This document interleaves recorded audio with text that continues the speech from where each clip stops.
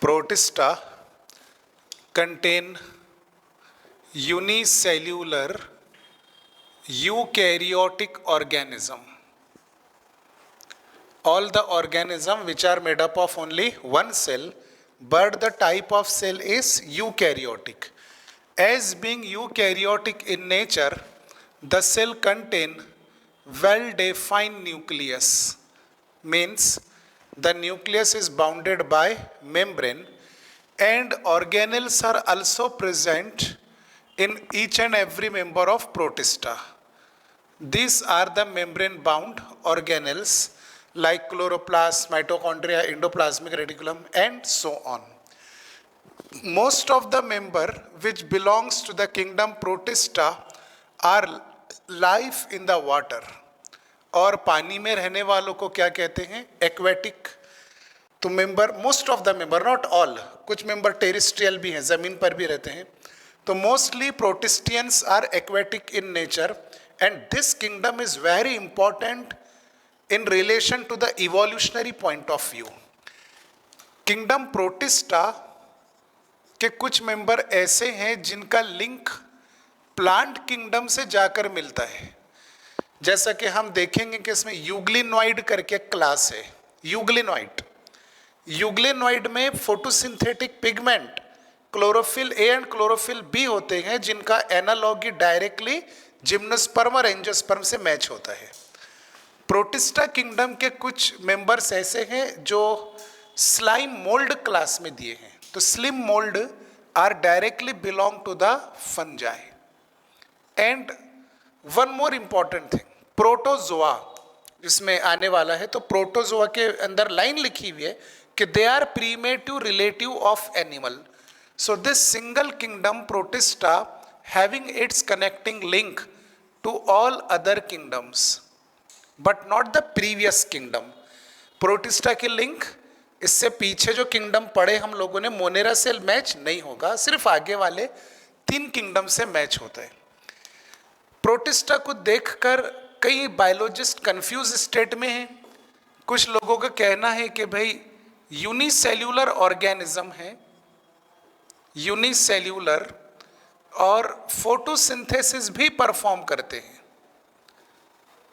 Unicellular photosynthetic. So being unicellular होने के नाते इनको प्रोटिस्टा किंगडम में ही रखा जाए. लेकिन कुछ बायोलॉजिस्ट के मुताबिक क्योंकि ये फोटोसिंथेसिस परफॉर्म करते हैं, तो being photosynthetic in nature they must be include in the kingdom Plantae और प्लांट किंगडम. ये आपने सिस्टम ऑफ क्लासिफिकेशन में भी स्टडी किया. कैलामाइडोमोनास और क्लोरेला, इनको प्लांट किंगडम में दर्ज करवाया गया था earlier system classification, 2 kingdom system classification में. लेकिन जब नॉलेज बढ़ी, जब कैरेक्टरिस्टिक्स सामने आए, डिफरेंशिएशन होने लगा, तब कैलामाइडोमोनास और क्लोरेला की सेल्यूलर लेवल को देखते हुए प्लांट किंगडम से निकालकर इनको दर्ज कर दिया गया किंगडम प्रोटिस्टा में. तो कंफ्यूजन किंगडम है, और इसकी इवोल्यूशनरी लिंक तीनों हायर किंगडम से भी मैच होती है, इसलिए पढ़ने के लिए बड़ा इंपॉर्टेंट है. प्रोटिस्टा किंगडम को हम 5 अलग अलग क्लासेस में डिवाइड करते हैं. The first class is chrysophytes. Second class is डीनोफ्लैजिलेट्स.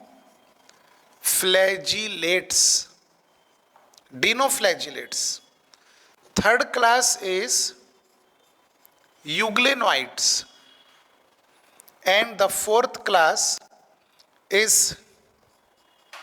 slim mold, and fifth class is also here, which is protozoa.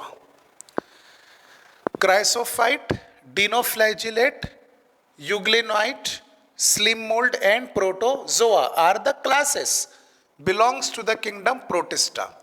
Now we are studying all these classes one by one in quite detail, along with their individual important characteristic and variation with other class. Variation means chrysophyte के बारे में हम देखेंगे कि chrysophyte के जो members हैं ये फ्रेश वाटर में भी रहते हैं, मरीन वाटर में भी रहते हैं, दोनों टाइप के वाटर में. लेकिन डिनोफ्लैजिलेट के मेंबर सिर्फ मरीन वाटर में ही रहना पसंद करते हैं, not in the fresh water. यूग्लिनोइड को फ्रेश वाटर में रहना पसंद है, ये मरीन वाटर में नहीं रहेंगे। स्लाइम मोल्ड ये डीकेइंग लीफ के ऊपर रहते हैं क्योंकि वहां से उनको ऑर्गेनिक मैटर मिलता है, अपना न्यूट्रिशन मिलता है। सेल वॉल के अंदर डिफरेंसेस हैं। So let us begin one by one each class in quite detail but only related to the NCERT syllabus. NEET करना है ना अपने को, एनसीईआरटी के बाहर तो नहीं आना है, तो एनसीईआरटी ही देखेंगे। The first class is chrysophytes. Chrysophytes के दो बड़े फेमस मेंबर्स हैं जिनका जिक्र फर्स्ट लाइन में ही किया गया एनसीईआरटी में। इन दोनों के नाम याद रखिएगा, diatoms and second member is golden algae. Golden algae which is also called as desmites. So these are the two famous member of the chrysophyte. Now chrysophyte के जितने भी मेंबर्स हैं ये सब के सब दोनों टाइप के वाटर में रहना पसंद करेंगे। Habitat means place of living. So members of chrysophyte can be live in marine water as well as in fresh water, but strictly they are aquatic. चाहे मरीन वाटर में रहे या फ्रेश वाटर में रहे, है तो वाटर ना, और वाटर में रहने वाले को क्या कहते हैं, एक्वेटिक। मेंबर्स ऑफ क्राइसोफाइट, अब ये तो किंगडम प्रोटिस्टा का ही कैरेक्टरिस्टिक है कि सभी मेंबर्स यूनिसेल्यूलर रहेंगे, and being unicellular they are microscopic in nature. Microscope से ही दिखाई देंगे क्योंकि सिंगल सेल हमको डायरेक्टली नजर तो नहीं आएगा नेकेड आइज से, माइक्रोस्कोप से देखना पड़ेगा। तो this chrysophyte contain unicellular microscopic member and these members are passively flowing with water. Passively flows with water. Water surface के ऊपर ये सारे यूनिसेल्युलर क्राइसोफाइट स्प्रेड हो जाते हैं, फैल जाते हैं और फोटोसिंथेसिस परफॉर्म करते हैं। As being photosynthetic they are producer of the aquatic ecosystem. किसी भी इकोसिस्टम को सस्टेन करने के लिए, किसी भी इकोसिस्टम को ऑपरेट होने के लिए पायोनियर प्रोड्यूसर चाहिए।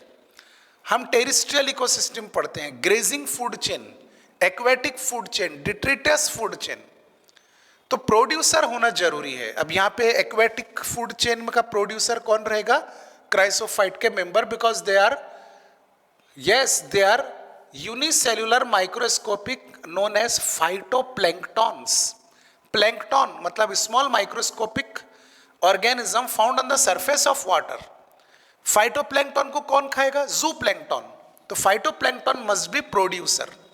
सो this chrysophyte members are also called as phytoplanktons. सिर्फ प्लैंक्टन बोले तो भी चलेगा, कोई दिक्कत नहीं।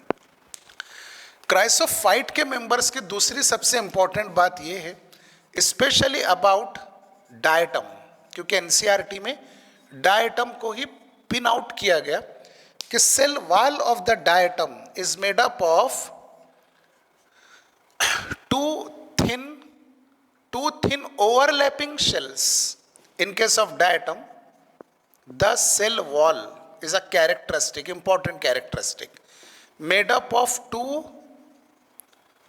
overlapping shells, and these two overlapping shells like this are completely fixed in each other and they looks like a soap box. जब दोनों भी cell wall upper and lower, outer and inner overlapping होकर एक दूसरे में completely fix हो जाएगी तो स्ट्रक्चर कैसा नजर आएगा, सोप बॉक्स की तरह। पॉइंट नंबर 2, और ये पॉइंट भी सेल वॉल से ही रिलेटेड है। In case of diatom means chrysophyte, the cell wall is provided by silicon. Silicon is embedded in the cell wall. Cell wall के अंदर कई जगह पर सिलिकॉन के मॉलिक्यूल्स एम्बेडेड हैं। बड़ा सख्त मॉलिक्यूल है, डिग्रेड नहीं हो सकता है silicon. So due to presence of silicon, the cell wall is indestructible. Indestructible यानी सेल वॉल को डिस्ट्रक्ट नहीं किया जा सकता, इसको डिग्रेड नहीं किया जा सकता है। आप देखते हैं कि किसी ऑर्गेनिज्म की अगर डेथ हुई, एनिमल की डेथ अगर हुई, तो उसके रिमेनिंग हार्ड पार्ट जो होते हैं, बोन है, टीथ हैं, शेल्स है, ये कई साल खत्म होने के बाद डिग्रेड होते हैं, बल्कि डिग्रेड होते भी नहीं है, और उन्हीं से फॉसिल्स ऑब्टेन किया जाता है। तो सेम इसी तरह डायटम के अंदर का मटेरियल किल हो जाएगा, लेकिन सेल वॉल डिस्ट्रक्ट नहीं हो पाएगी, because cell wall is made up of yes silicon. And billions of year होने के बाद भी, यानी बिलियन ईयर पहले, करोड़ों साल पहले क्राइसोफाइट के मेंबर्स की डेथ हो चुकी थी समंदर के अंदर, उनके अंदर का मटेरियल खत्म हो गया, लेकिन सेल वॉल जो सिलिकॉन मेडिएटेड है, ये सेल वॉल एक के ऊपर एक, एक के ऊपर एक लेयर बिछाते जाती हैं, and this indestructible cell wall layers are known as diatomaceous earth. NCERT में इसको क्या नाम दिया गया? Diatomaceous earth. And this diatomaceous earth is gritty in nature. इसमें ग्रिट्स रहेंगे, बारीक बारीक पार्टिकल्स रहेंगे। ग्रिट का अपोजिट होता है स्मूथ। अगर लेयर एकदम स्मूथ रही तो डिग्रेड हो जाएगी, लेकिन ग्रिटी अगर है तो इजीली डिग्रेड नहीं होगी, and that grits are made up of silicon. This gritty nature of the diatomaceous earth is used for three purposes. The first purpose is polishing. Polishing of the material के लिए use होती है diatomaceous earth. Again it is also used for filtration of oil. Oil को filter करने के लिए diatomaceous earth को काम में लिया जाता है.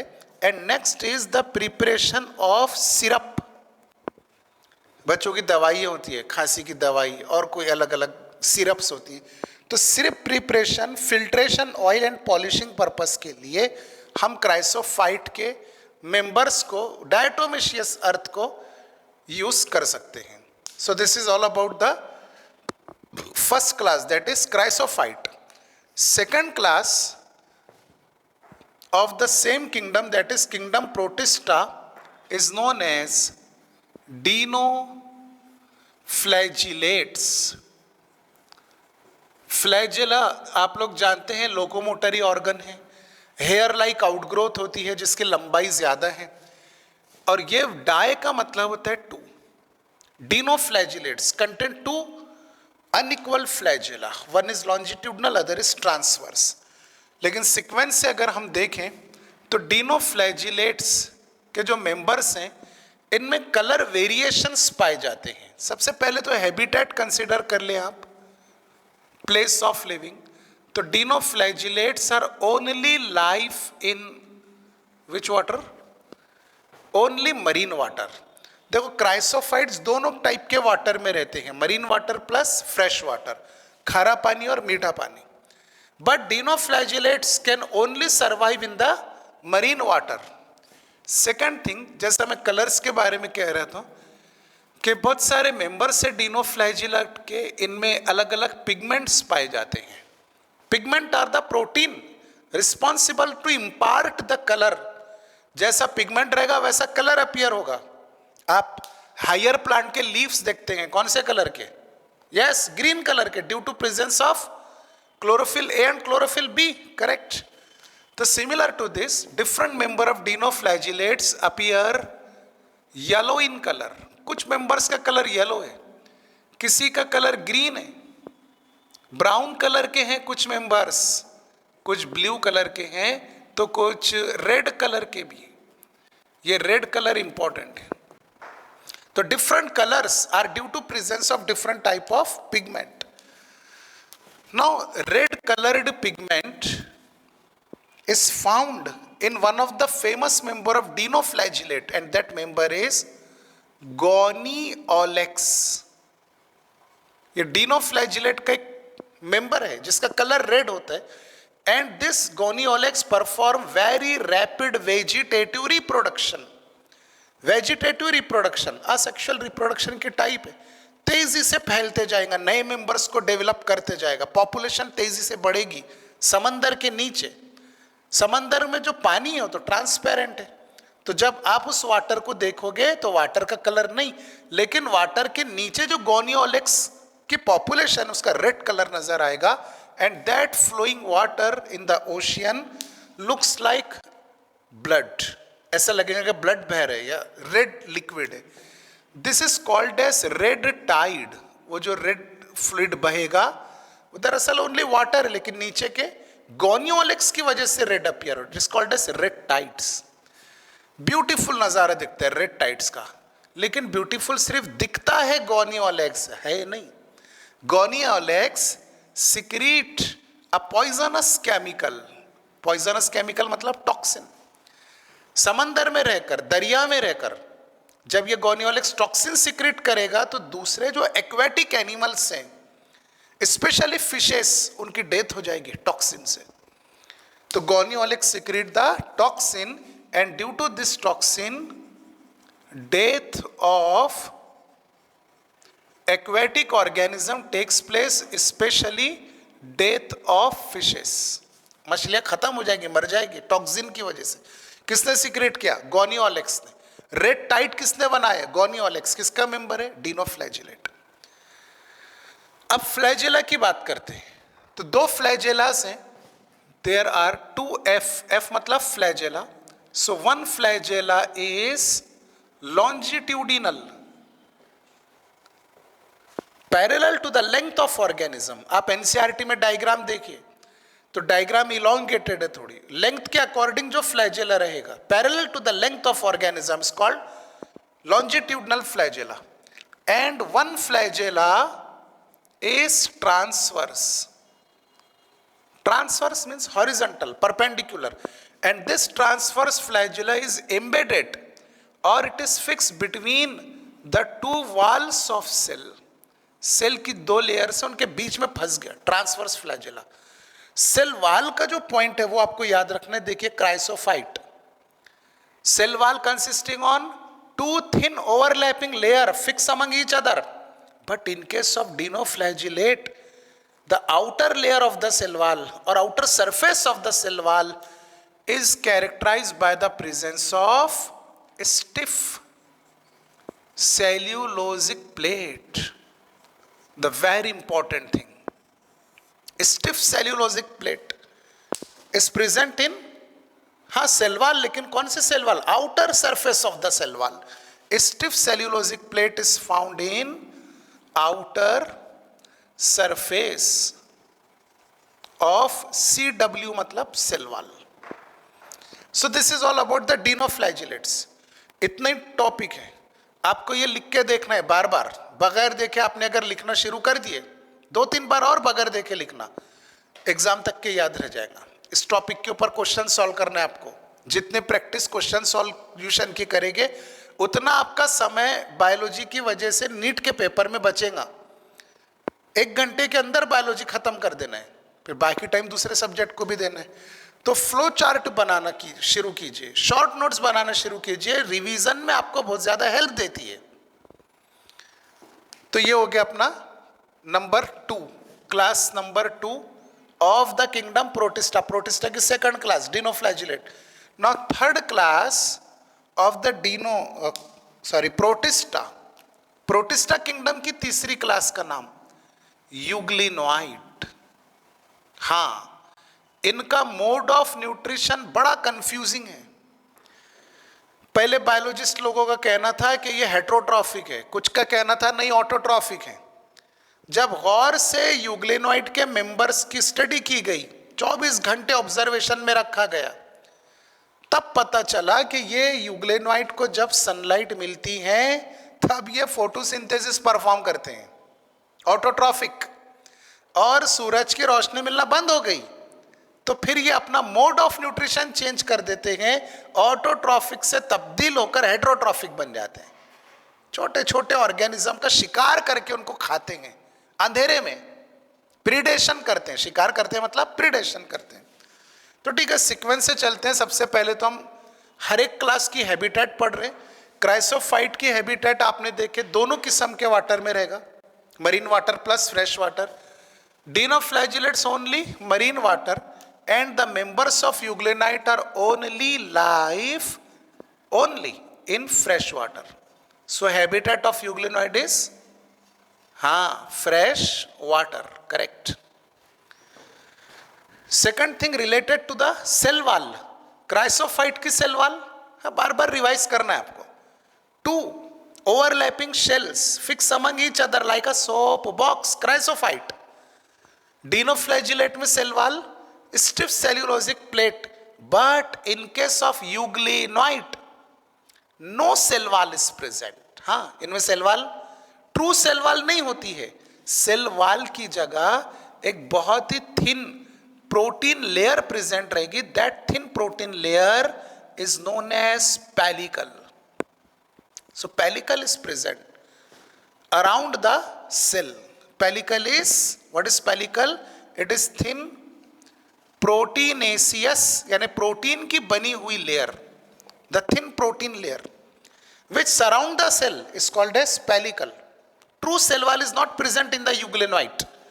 Stiff cellulosic plate, dinoflagellate. Soap box, chrysophyte. Pellicle in case of euglenoid. तो यूग्लेनॉइड का हम मोड ऑफ न्यूट्रिशन स्टडी कर रहे थे. न्यूट्रिशन ने कंफ्यूज करके रख दिया बायोलॉजिस्ट लोगों को. Some states that euglenoids are photosynthetic. Photosynthetic है मतलब ऑटोट्रॉफिक है ना. तो यहां ब्रैकेट में लिख देता हूं photosynthetic autotrophic. But if and only if they get the sunlight. If sunlight is not available, अगर सूरज की रोशनी मिलना बंद हो गई, अंधेरा हो गया, रात हो गई, तो this same organism members of the euglenoid become heterotrophic.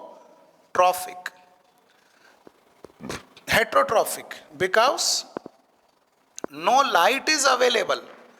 और जब ये हेटेरोट्रॉफिक बनेंगे तो जाहिर सी बात है अपना न्यूट्रिशन दूसरे ऑर्गेनिज्म से हासिल करेंगे, दूसरे छोटे छोटे बारीक बारीक ऑर्गेनिज्म का शिकार करके. शिकार मतलब प्रीडेशन. तो प्रीडेटर बन जाते हैं यूग्लेनॉइड के मेंबर. लाइट ना मिलने पर क्या बन जाएंगे? Predator. One of the famous member of euglenoid is euglena. ये वर्ड यूग्लेनॉइड हमने cell double dot the unit of life इस चैप्टर में पढ़ा था जब क्लोरोप्लास्ट को डिटेल में दिया गया एनसीईआरटी में. तो पहली ही लाइन लिखी हुई है, chloroplast are found in higher plants and some member of euglenoid. तो यूग्लिना यूग्लेनॉइड का एक मेंबर है. यूग्लेनॉइड्स में पिगमेंट हायर प्लांट की तरह पाए जाते हैं. हायर प्लांट में chlorophyll A, chlorophyll B abundant pigment है. क्लोरोफिल ए और बी के अलावा कैरोटीन ज़ैंथोफिल भी प्रेजेंट है, लेकिन कैरोटीन ज़ैंथोफिल का कॉन्सेंट्रेशन कम होता है. क्लोरोफिल ए और बी का कॉन्सेंट्रेशन हाइयर है. तो same type of pigments are found in the euglena and some other member of the euglenoids. So these are the three classes of the kingdom.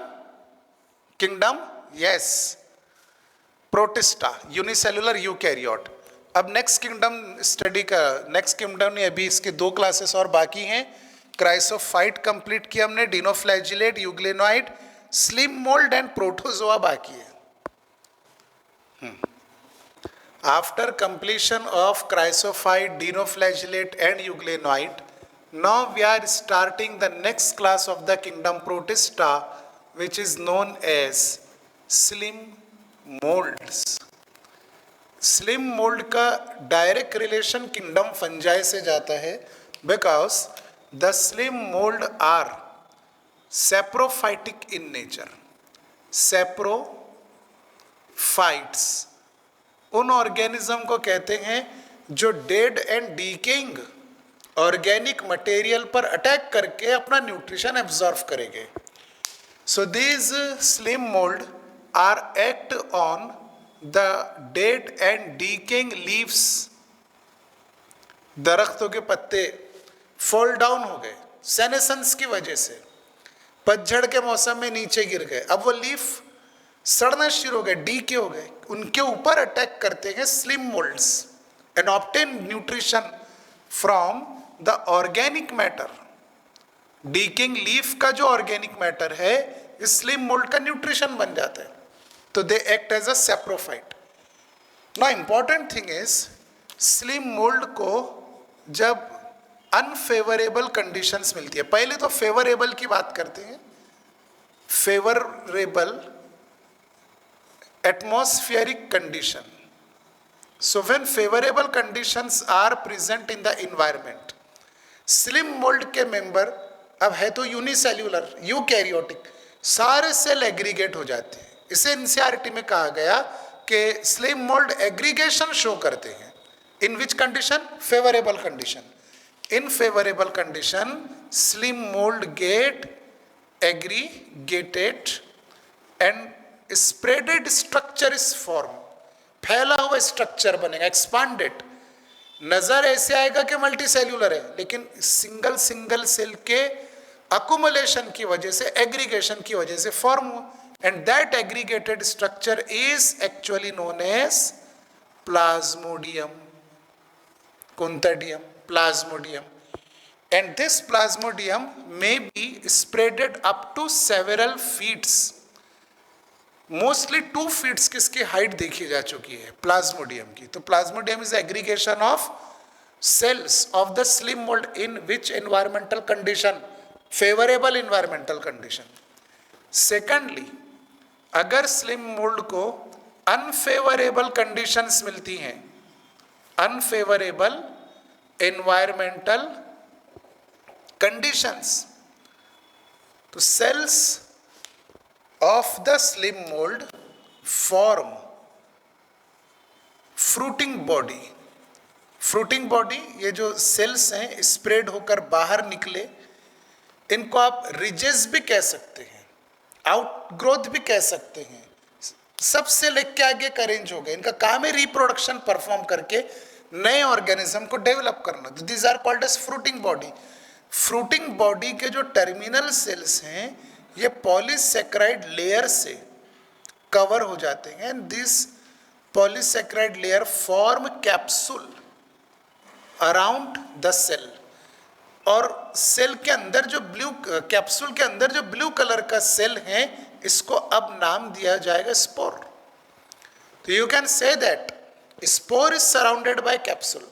Capsule ने protect किया spore को इनफेवरेबल condition में, ताकि high temperature भी अगर atmosphere में हो जाए स्पोर को महसूस नहीं होना चाहिए। कवरिंग किसने बिछा दिया? कैप्सूल ने। Humidity, high intensity of light, these are the stress condition, arid condition, unfavourable condition, and capsule protect spore from the unfavourable condition.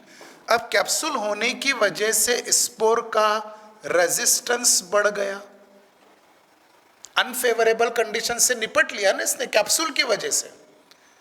Spore की लाइफ स्पैन बढ़ गई, मतलब ड्यूरेशन ऑफ सर्वाइवल इंक्रीज हो गया, स्पोर का resistance increase, survival increase. अब जब air चलेगी, wind flowing air, air current की वजह से, हवा चलने की वजह से स्पोर का डिस्पर्सल होगा, यानी स्पोर उड़ते हुए दूसरी नई जगह पे डिपॉजिट होंगे जहां पर वो नया स्लिम मोल्ड बना सकते हैं। तो dispersal of the spore occur due to air current. This is all about the slime mould. अब स्लिम मोल्ड के बाद किंगडम प्रोटिस्टा का लास्ट फाइलम बाकी है, सॉरी लास्ट क्लास बाकी है। That last class is protozoa. So let us discuss about protozoa. Protozoa are also heterotrophic organism, अपना खुद का फूड प्रिपेयर नहीं करते हैं, दूसरे ऑर्गेनिज्म के ऊपर डिपेंड रहेंगे। प्रोटोजोआ सेप्रोफाइट हो सकते हैं, पैरासाइट हो सकते हैं, वाइड वेराइटी ऑफ रेंजेस हैं इनमें। तो प्रोटो हैबिटेट में भी वाइड वेराइटी है, fresh water, marine water, oceanic water, जिसको सी वाटर भी कह सकते हैं, टेरिस्ट्रियल हैबिटेट भी पाई जाती है। प्रोटोजोआ को 5 अलग अलग क्लासेस में डिवाइड किया गया। Class number 1 is amoeboid protozoa,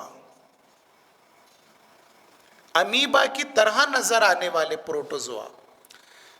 this protozoa can live in wide variety of habitat, marine water में रह सकते हैं, सी वाटर भी कह सकते हैं आप, समंदर का पानी खारा होता है इसलिए, फ्रेश वाटर में भी रह सकते हैं, fresh water, and so on. Parasite भी हैं, सेप्रोफाइट भी हैं। They may be parasitic in mode of nutrition और they may be saprophytic in mode of nutrition.